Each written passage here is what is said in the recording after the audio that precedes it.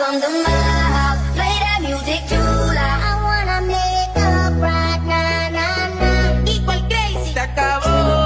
Follow me left and right, I can feel you over here, I can feel you over here without you, baby.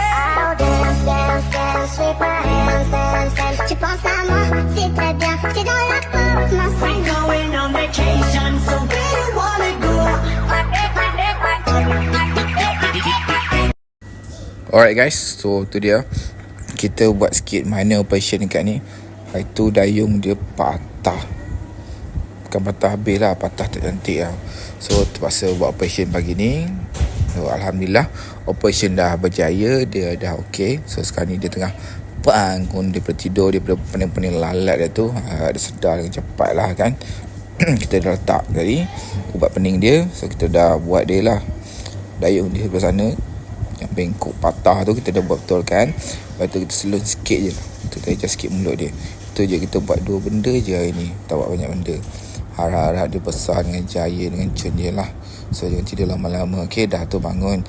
Chill rate dia persepau ni guys. So yang boleh follow tu follow guys. Yang boleh like share nak tip banyak-banyak pergi rumah merah kita. Okay guys, alright.